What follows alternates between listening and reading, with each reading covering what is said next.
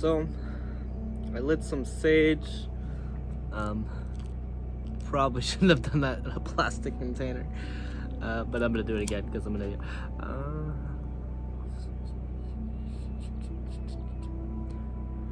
I just like the smell, okay? It's nice. Not of the burnt plastic, but of the sage, yes. Why don't I just burn a few? Okay. It's just they're so small, that's the problem. Okay, that's better. And you guys can burn some stuff too when you're working. Sage is typically very cleansing. I'm in my space. Earlier I did meditation, which brought up some of the family trauma that I've been from over the past few months or so. Well, it's been like 6 months if I'm honest. And I'd like to deal with it. Obviously, it's not good to have family trauma going on. So I'm going to do a meditation based on that now, to really dive into why there's been so much trauma in that area, why there's been so much conflict, how it's made me feel. And if you did the meditation earlier too, I suggest you do the same thing, because it's really important to dive into what happened in that meditation, to really analyze it and to understand it for what it is. This typically will be good if you write it down in a journal. I got my journal right here. And if you write it down in your journal, then you'll have much more of a chance of retaining that information, and understanding it and referring back to it in the future, so that you don't have to do this kind of meditation every day, so you can really understand what the root of that trauma is, and you can pick up that information at any time you'd like. So here we go. And what I'm doing with this meditation is I'm just going to focus on the actual drama in that specific area first, like the drama in my relationships with my wife's family, in particular. I'm not going to take it any deeper than that at this point, because I need to fully understand that first and the way it's made me feel. And once I can do that, then I can connect it back to other memories that were similar themes, similar emotions that might have caused me to act this way within this memory.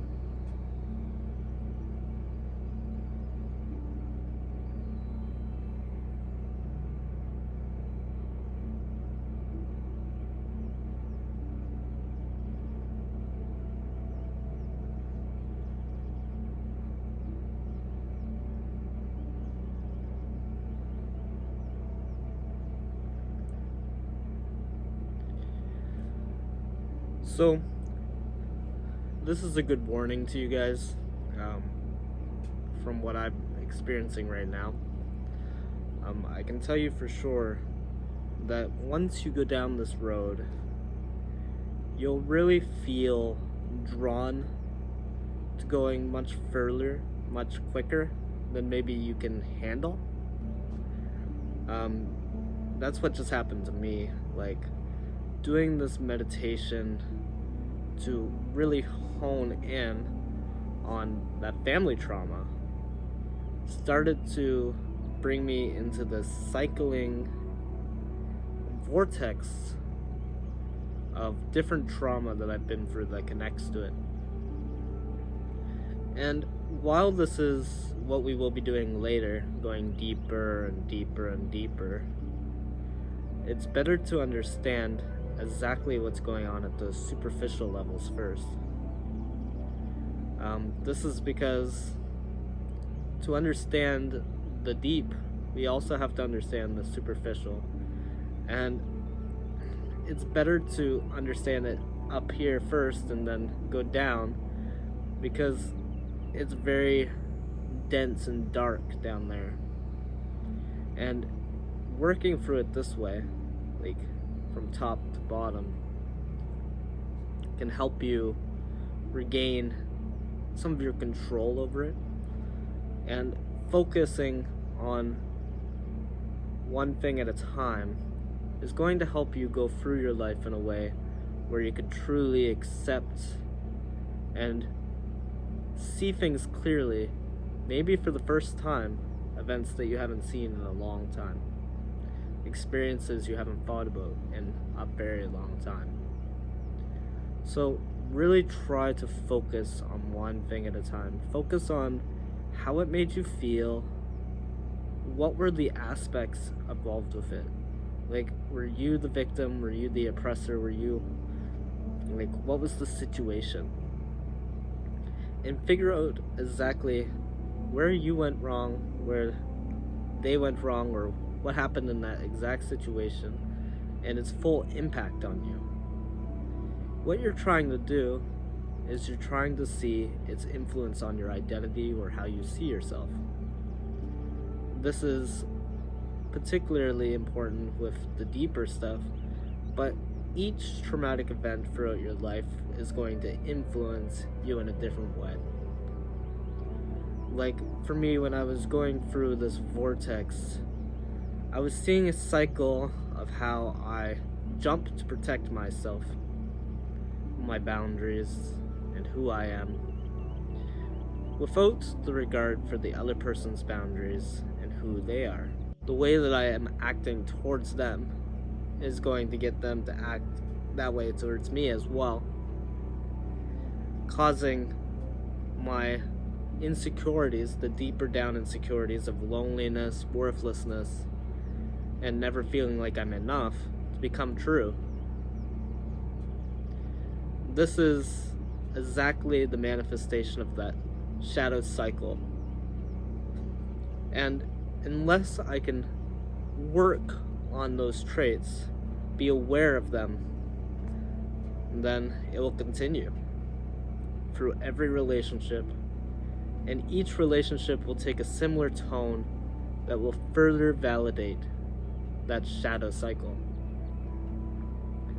So now that I can see exactly what's happening there, I can go into my life a little bit more consciously. And that's the point of this.